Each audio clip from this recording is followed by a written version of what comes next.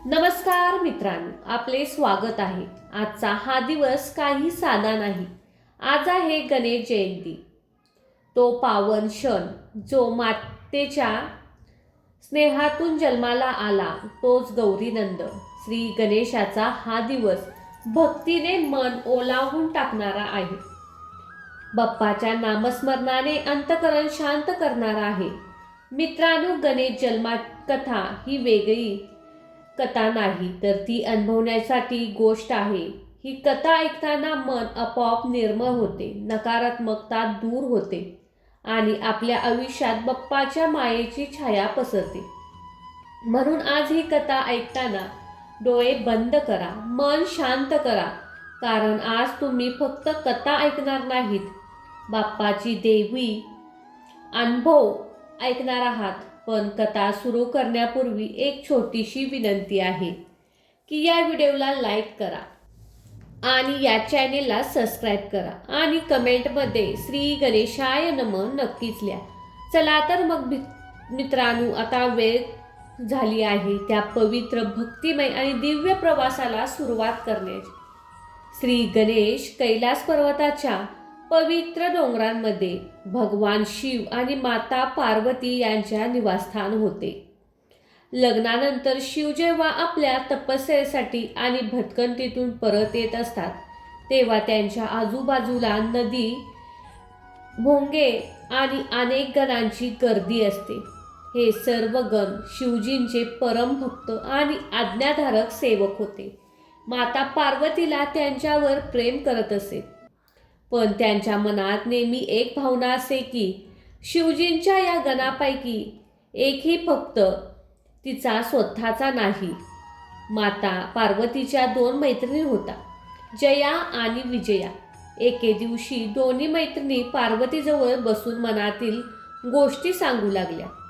जयाने हळूच पार्वतीला विचारले, सखे, हे जे आज सर्व रुद्र गण आहेत, ते नेहमीच प्रभू शिवांच्या सेवेत तत्पर असतात.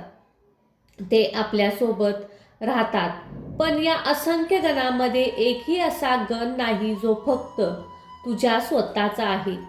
तू स्वतःचा एक गण का उत्पन्न करत नाहीस, जेव्हा फक्त तुझ्या आज्ञेत राहतील? विजयाने होकार दिला.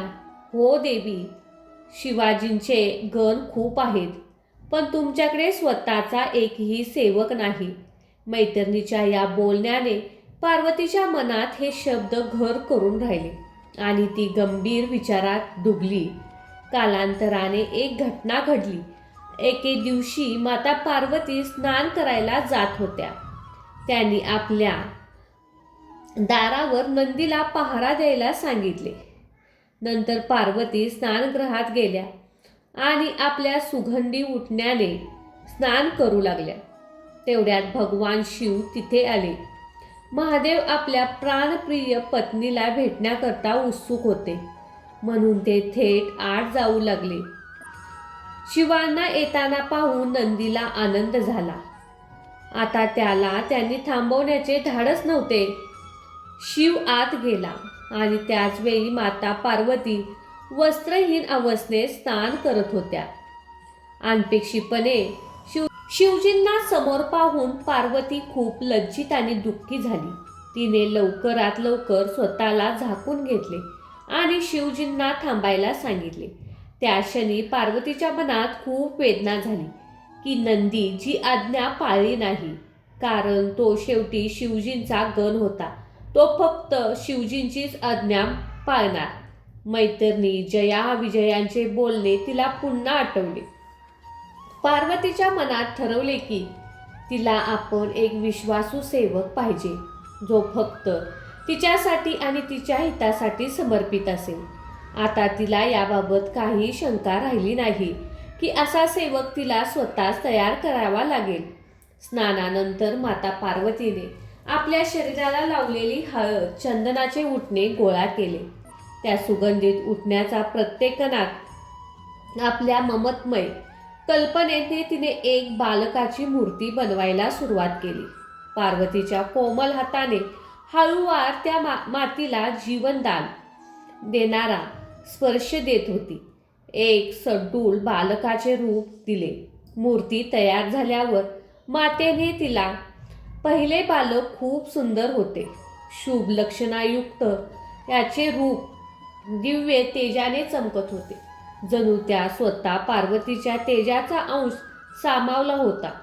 माता पार्वतीच्या प्रेमाने त्या बनवलेल्या बालकाला छातीशी लावले आणि आपल्या योगमायेच्या मंत्रशक्तीने त्यात प्राणसंचार केला. डोळे उघडताच त्या बालकाचे चैतन्य रूप पहिला श्वास घेतला आणि समोर साक्षात माता पार्वतीला पाहून हात जोडून नमस्कार केला. माता पार्वतीच्या डोळ्यात ममत्वेचे अश्रू आले. तिने बालकाच्या मस्तकावर चुंबन घेतले, आशीर्वाद दिला आणि प्रेमाने म्हटले, माझ्या मुला, आजपासून तू माझा मुलगा आहेस. जगात तुझ्याशिवाय माझ्याशिवाय कोणीही प्रिय नाही. यानंतर मातेने आपल्या हाताने त्या बालकाला सुंदर वस्त्रे व दागिने घातले. गळ्यात एक छोटा हार घातला. हातात एक मजबूत दंडही दिला. पार्वतीने त्याला प्रेमाने आपल्या गळ्याला लावले आणि मनात समाधान अनुभवले.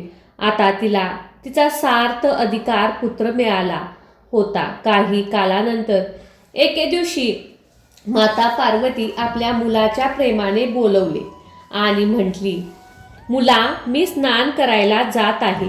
तोपर्यंत तू दारावर पहारा दे. लक्षात ठेव, माझ्या परवानगीशिवाय कोणीही आत येऊ नये.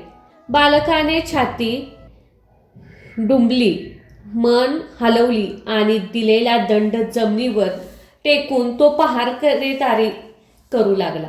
माता पार्वती निर्धास्त होऊन आपल्या मैत्रीसोबत अनंतपुरात स्नानासाठी निघून गेली. इकडे भगवान शंकरांना पार्वतीला भेटून बराच वेळ झाला होता. त्यांना आपल्या अर्धांगिनीची आठवण आली आणि ते उत्सुक होऊन त्या दिशेने निघाले. शिव जेव्हा आपल्या घराच्या दारापाशी पोचले तेव्हा त्यांनी पाहिले की एक लहान मुलगा दाराबाहेर पहारा देत आहे. तो तेजस्वी बालक उत्साहाने भरलेला दिसत होता. हातात दंड घेऊन दारावर स्थिर उभा होता. शिवजींनी जवळ येऊन प्रेमाने म्हटले, मुला, मला आत जायचं आहे. रस्ता दे. मला पार्वतीकडे जायचं आहे. पुत्राने आपली भुवई उंचवून दृढ स्वरात उत्तर दिले, क्षमा करा, माताजी आत स्नान करत आहेत. त्यांनी मला पहारा द्यायला सांगितले आहे आणि म्हणून मातेच्या परवानगीशिवाय मी तुम्हाला आत जाऊ देऊ शकत नाही. भगवान शिव आपल्या पत्नीच्या या नवीन द्वारपाल म्हणजेच त्या मुलाला ओळखू शकले नाही. त्यांनी पुन्हा समजून सांगितले, मुला, मी शिव आहे, पार्वतीचा पती आहे. हे माझे घर आहे. मला आत जाऊन दे. पण ते बालक आपल्या मतावर ठाम होते. त्याने 2 पावले पुढे जाऊन आपला दंड आडवा धरत म्हटले, माझ्या मातेचा आदेश दिला आहे की तिच्या परवानगीशिवाय कोणीही आत जाऊ नये. मग तुम्ही स्वतः शिव असला तरी मी माझे कर्तव्य सोडू शकत नाही. हे ऐकून महादेवाची भुवई ताणली. त्यांच्यासाठी ही गोष्ट अनपेक्षित होती की कोण पहारा देणारा मुलगा स्वतःच्याच घरात प्रवेश करण्यापासून थांबवत आहे. रागवलेल्या स्वरात शिव म्हणाले, मूर्ख मुला, तुला माहिती नाही का, मी पार्वतीचा आणि या घराचा स्वामी आहे. बाजूला हो, तुझ्या रस्त्यातून, माझ्या रस्त्यातून. तेव्हा बालकही मातेच्या आदेशावर ठाम होते. त्याने पुन्हा महादेवाला थांबवत म्हणाले, तुम्ही भगवान शिव असा किंवा कोणीही, जोपर्यंत माझी माता स्नानातून बाहेर येत नाही तोपर्यंत मी तुम्हाला आत जाऊ देणार नाही. असे म्हणत त्याने आपला दंड जमिनीवर जोरात आपटला. जणू तो इशारा देत होता की शिवजींचा धीर आता सुटला. तो क्रोधित होऊन गंभीर स्वरात म्हणाले, मुला, शेवटचं सांगतोय तुला, रस्ता दे. मी तुझ्या मालकीन म्हणजेच माझी पत्नीकडे जाणार आहे. हा माझा अधिकार आहे. पण त्या निर्भय बालकाने भगवान शंकरांच्या इशाराकडे दुर्लक्ष केले. त्याने स्पष्ट उत्तर दिले, मला क्षमा करा, पण मी आई पार्वतीच्या आज्ञेविरुद्ध एकही पाऊल मागे हटणार नाही. तुम्ही परत जा. आता जे बालक आणि शिव समोरासमोर उभे होते. बालकाचा दृढ निश्चयाने महादेवांना राग आणखीन वाढला. परिस्थिती गंभीर झाली. शिवजींनी रागाने आपल्या गणांना आदेश दिला, या उलट बालकाने माझ्या रस्त्यातून हटवा. लगेच नंदी आला. भगवान शिवचे अनेक गण गुरगुरत पुढे सरसावले. ते सर्व मिळून त्या बालकाला रस्त्यावरून हटवण्याचा प्रयत्न करू लागले. एका बाजूला नंदीने बालकाचा हात पकडण्याचा प्रयत्न केला, तर दुसऱ्या बाजूने भिंगरीने त्याचा दंड हिसकावून घेण्याचा प्रयत्न केला. पार्वती पुत्र खूप बलवान होते. त्याने चपळाईने आपला हात सोडवला आणि दंड फिरकावून नंदी भिंगरी दोघांनाही मागे ढकलले. बालकाच्या प्रवाहाने शिवजींच्या गणांना राग विस्कटली. त्यामुळे जवळ येण्याचा प्रयत्न केला. तो त्या बालकावर जोरदार हल्ल्याने जखमी होऊन पडला. लवकरच शिवजींनी सर्व मुख्य गण पराभूत होऊन मागे हटले. या अनपेक्षित पराभवाने शिवजींचे गण आश्चर्यचकित झाले. हा अद्भुत शक्तिशाली बालक कोण आहे आणि एकट्याने सर्व गणांना हलवले हे कोणालाही समजत नव्हते. स्वतः भगवान शिवही काही काळ आश्चर्यचकित झाले. पण क्षणात त्यांचा राग पुन्हा भडकला. ते गर्जना करत त्रिशूल उचलला आणि युद्धाची घोषणा केली. शिवजींची गर्जना दूरवर घुमली. नारद मुनी आकाशातून ही घटना पाहत होते. परिस्थितीचे गांभीर्य पाहून ते लगेच देवलोकात पोचले आणि विष्णू आणि इंद्र यांच्यासह सर्व देवतांना तिथे येण्याची विनंती केली. इकडे भगवान शिवांच्या रागाचे पूर्ण कैलास पर्वतावर परिसर थरथर लागला होता. माता पार्वती अजूनही स्नानगृहात होत्या, पण बाहेरचा कलकलाट ऐकून त्या सावध झाल्या. आपल्या एका मैत्रिणीला दाराकडे पाठवून बाहेर काय घडते आहे ते जाणून घ्यायला सांगितले. तोवर देवांची संपूर्ण सेना तेथे एकत्र झाली. स्वतः देवराज इंद्र आपल्या ऐरावत हत्तीवर बसून आपल्या सेनेसह शिवांना मदतीला पोचले. ब्रह्म, विष्णू, कार्तिकेय सर्वांनी येऊन शिवजींना नमस्कार केला आणि युद्धासाठी तयार झाले. भगवान शिवाच्या इशाऱ्यावर देवानी आणि गणांनी मिळून त्या बालकाच्या चारही बाजूनी घेरले. तो लहान बालक तरीही निर्भीडपणे होता. तो सिंहासारखी गर्जना करून म्हणाला, आये हिम्मत तर पुढे या. त्याच्या शरीरातील दिव्य तेजस्वी प्रभा पसरत होती. खरं तर तो मातेच्या पार्वतीचे तेज होते, जो पुत्राच्या संरक्षणासाठी ऊर्जेच्या रूपात त्याच्या चारही बाजूने फिरत होती. कोणाला दिसो वा न दिसो तिथे एक अदृश्य शक्ती त्या बालकाचे रक्षण करत होती. काही देवांनी डोळे चोळून पाहिले तर जणू एक महाकाली स्वरूप भगवती त्या बालकाच्या मागे उभी होती. त्याच्यावर सोडलेली शस्त्रे तो हसत हसत गिळत होता आणि सर्व माता पार्वतीच्या रुद्रशक्तीच होत्या, ज्या पुत्राच्या संकटात प्रकट झाल्या होत्या. युद्ध सुरू झाले. देवानी आपली दिव्य शस्त्रे बालकावर सोडण्यास सुरुवात केली. इंद्राने व्रज सोडला, अग्निदेवाने अग्निबाण सोडला, वरुण देवाने जलांधर सोडले, कार्तिकेने भाला सोडला. तेवढ्यात भोलेनाथांनी स्वतः धनुष्य उचलले आणि बाळावर वर्षाव केला. आकाशात असंख्य अस्त्रशस्त्रांचा चमकण्याने दिवसही जणू रात्रीसारखा झाला होता. परंतु आश्चर्य, त्या असंख्य अस्त्रापैकी एकही बालकाला जखमी करू शकले नाही. माता पार्वतीच्या दिव्य शक्तीच्या कवचावर अधून सर्व शस्त्रे निरुपयोगी ठरत होती, वाटेतच नष्ट होत होती. तो बालक एकटा सर्वांमध्ये उभा राहून सर्वांना हरवत होता. देवाच्या सैन्यांना अहंकार माजला असा अद्भुत समग्र कोणीही कधी पाहिला नव्हता. स्वतः इंद्र, वायू, कुबेर इत्यादी देवही बालकांच्या प्रवाहाने व्याकुळ झाले. जेव्हा सर्व देव अपयशी होऊ लागले तेव्हा श्रीहरी विष्णूने शिवजींना जवळ घेऊन म्हटले, प्रभू, या बालकाला फसवल्याशिवाय ठरवणे कठीण आहे. यात माता शक्तीचे अपरिमित बल सामावले आहे. आपल्याला काही विशेष उपाय करावा लागेल. शिवजींनी गंभीर मुद्रेने सहमती दिली. तेव्हा विष्णूंनी आपल्या सुदर्शन चक्राच्या मायेने अनेक भ्रम निर्माण करून बालकाला गोंधळात पाडण्याचा प्रयत्न केला. काही ते समोर आपली शेकडो विभाजित रूपे दाखवली, तर कधी अदृश्य होऊन वेगवेगळे प्रहार करू लागले. त्या बालकाला मायावी छायावर प्रहार करायला सुरुवात केली, पण विष्णूमुळे त्याला क्षणभर भ्रम झाला. त्या क्षणी शिवजींनी संधी सांडली. त्रिकाळदर्शिनी महादेवांना समजले होते की आता विलंब न करता अंतिम वार करायला हवा, नाहीतर पुढं संधी मिळणार नाही. जसा बालकाचे लक्ष क्षणभर विचलित झाले, भगवान शंकरांनी आपला त्रिशूल पूर्ण शक्तीने फिरवून बालकाच्या दिशेने सोडला. डोळे मिटायच्या अवधीही न लागता त्रिशूलाचा विजय सारखा चमकत आला आणि त्या निष्पाप बालकाची मान छाटून गेला. एखादी वेदनादायक किंचाळी बाहेर येऊ शकली नाही. पुढच्या क्षणी बालकाचे मस्तक कापून दूर पडले.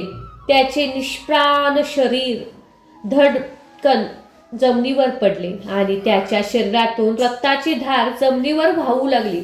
क्षणभर आधीपर्यंत पूर्ण धैर्याने उभा असलेला तो बालक आता निर्जीव पडला होता. युद्धभूमीवर अचानक शांतता पसरली.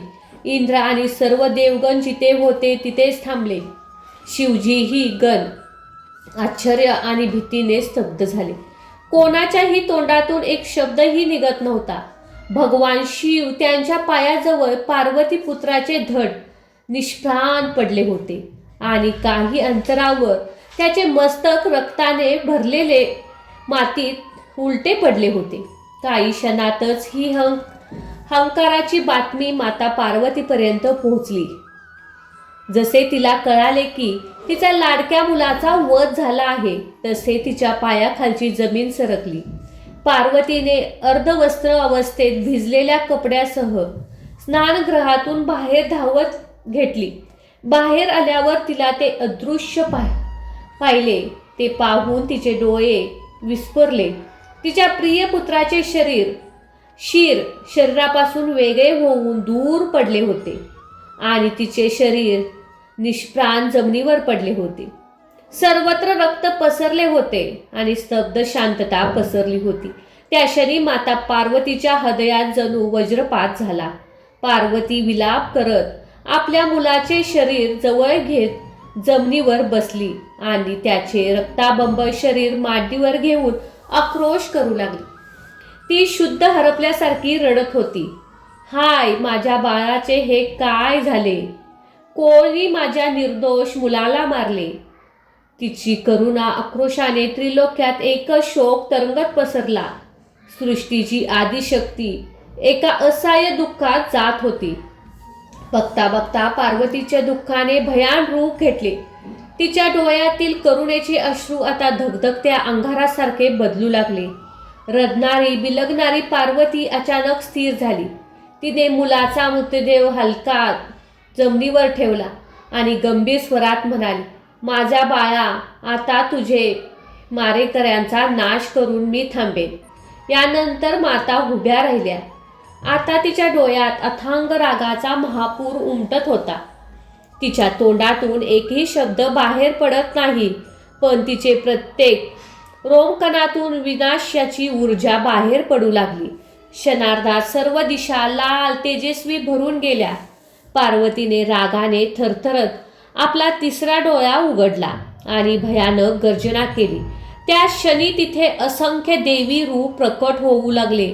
भयान रूपाची काली चांडिका, भैरवी, दुर्गा यासारख्या असंख्य देवी माता पार्वतीच्या क्रोधातून उत्पन्न झाल्या. त्यांचे केस मोकळे सोडले होते. डोळ्यात ज्वाला निघत होत्या.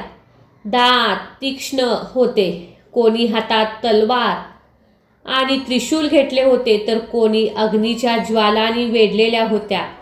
त्यांची संख्या शेकडो हजारोमध्ये होती आणि प्रत्येक देवी खूपच शक्तिशाली व उन्मत्त दिसत होती. माता पार्वतीने रागाने भरलेल्या स्वरात त्या सर्व शक्तींना आदेश दिला, ज्या देवानी आणि गणांनी माझ्या मुलाच्या हात दिला असेल त्या सर्वांचा नाश करा. एकही जिवंत राहू नये. मातेचा आदेश मिळताच जय भवानी असा घोष करत त्या सर्व रौद्र शक्ती चारही बाजूनी तुटून पडल्या. क्षणार्धात अहंकार माजला. जे देवानी आत्ताच युद्धात विजयाचा झेंडा फडकवला होता, तेच आता जीव वाचवण्यासाठी इकडे तिकडे पळत होते. काली, चांडिका सारख्या देवी शक्ती देवांना मारण्यासाठी धावल्या. एका शक्तीने इंद्राला पकडले आणि आपल्या विशाल दातांनी त्यास चावण्यास तयारी झाली. दुसऱ्या शक्तीने अग्निदेवाच्या केसांना पकडून ओढायला सुरुवात केली. कोण शक्ती वायुदेवाचा गळा दाबून धरत होती, तर कोणी वरुण देवाला आपल्या जिभेने लोपाटून घेत होती. शिवजींचे गण या प्रचंड शक्तीच्या हल्ल्याने त्रस्त झाले होते. सर्वत्र अहंकार माजला होता. महादेव शिव यांनी स्वतःही देवाचे हे भयानक तांडव यापूर्वी कधीच पाहिले नव्हते. ज्या माता पार्वतीला ते नेहमी सुख आणि शांतीची मूर्ती मानत होते, ती आता जगदंबेचे रूप पाहून त्रिलोकी थरारली. आता स्वतः विश्वाचे पालन करता विष्णू आणि सृष्टीकर्ता ब्रह्मालाही भीती वाटू लागली की जर लवकर काही केले नाही तर संपूर्ण सृष्टी एका क्षणात नष्ट होईल. काही मार्ग न दिसल्याने सर्व देव आणि ऋषीगण मिळून माता पार्वतीला शरण गेले. ते दुरूनच हात जोडून विनवणी करू लागले, हे जगतजननी कृपा करा. देवी आपला राग शांत करा. स्वतः ब्रह्मा विष्णू पुढे होत स्तुती केली, हे आदिशक्ती जगदंबे, संपूर्ण ब्रह्मांड तुमची संतती आहे. तुम्ही सृष्टीजननी आणि सहारणी आहात. कृपा करून आपले रुद्र रूप शांत करा. मग नारद मुनीही हात जोडून नम्र स्वरात प्रार्थना केली, हे माता भवानी, तिन्ही लोक संकटात आहेत. देवी, देव, मनुष्य, ऋषी, मुनी सर्व तुमच्या रुद्र रूपाने थरथरत आहेत. आमच्यावर दया करा आणि हा विनाश थांबवा. काही वेळाने देवी पार्वतीवर देवांच्या या विनवणीचा हळूवार प्रभाव होऊ लागला. तिच्यातील मात्र हृदय पुन्हा जागे झाले आणि तिने विहिरावत तेज थोडे शांत होत गेले. एक एक करून सर्व शक्ती स्वरूप तिच्या शरीरात सामावू लागली. माता पार्वतीने आपले अश्रू पुसले. देवांकडे पाहत जड स्वरात म्हणाली, माझी एकच अट आहे. माझा पुत्र पुन्हा जिवंत झाला पाहिजे. जर तुम्हाला खरोखर सृष्टीचा विनाश थांबवायचा असेल तर माझ्या मुलाला परत आणा. त्याला संजीवनीने जिवंत करा. अन्यथा मी आता सर्वांचा संहार करेन. देवीची ही मागणी ऐकून ब्रह्मा विष्णू सह सर्व देवांनी एका स्वरात म्हणाले, तथास्तु माते. आम्ही तुमच्या मुलाला जिवंत करण्यासाठी जे काही करता येईल ते करू. कृपया आपण शांत व्हा. देवी पार्वतीने आपल्या प्रलयकाली राग थांबवला आणि पुत्रविनयोग व्याकुळ होऊन जमिनीवर कोसळ्यासारखी बसली. ब्रह्मा विष्णू आणि शिव लगेच कामाला लागले. महादेवानी आज्ञा दिली, उत्तर दिशेला जा आणि जो पहिला जीव दिसेल त्याचे शिर घेऊन या. या देवांच्या पथकाने वेळ न घालवता उत्तरेकडे दिशेकडे धाव घेतली. जास्त दूर गेले नव्हते तेव्हा एका जंगलात त्यांना एक विशाल हत्ती दिसला. तो एकटा उभा राहून स्वच्छ हवेचा आनंद घेत होता. त्या गणराजाच्या डोक्यावर फक्त एकच दात होता. दुसरा कदाचित आधीच त्या एखाद्या संघर्षात तुटला होता. देवानी सावधगिरीने मंत्र वाचून त्या हत्तीला निष्प्राण केले आणि क्षणार्धात त्याचे मस्तक वेगळे केले. हत्तीचा हा त्याग होता, कारण त्याच्या माध्यमातून देवी पुत्राला जीवन मिळणार होते. इकडे कैलासावर शिवजींनी पार्वती पुत्राचे धड तयार ठेवण्यास सांगितले. स्वतः महादेव विष्णू ब्रह्मा यांनी मिळून पवित्र पाण्याने त्या निर्जीव शरीराला स्नान घातले. मंत्र उपचार करून जीवनशक्तीचे आव्हान दिले. देव हत्तीचे कापलेले मस्तक घेऊन परतले आणि ते लगेचच बालकाच्या धडावर काळजीपूर्वक जोडले. ब्रह्मदेवानी वेद मंत्रांनी त्याच्या मस्तकाची प्रतिष्ठापना केली. विष्णूने अमृताचे काही थेंब शिंपडले. शिवजींनी आपल्या त्रिनेत्री शक्तीने त्या शरीराला स्पर्श करून आशीर्वाद दिला. क्षणभर शांतता पसरली. मग सर्वांनी पाहिले ते निर्जीव शरीर अचानक थरथरले. हत्तीचे जोडलेले मस्तक दिव्य प्रकाशाने चमकले आणि बालकाचे डोळे हलकेच उघडले.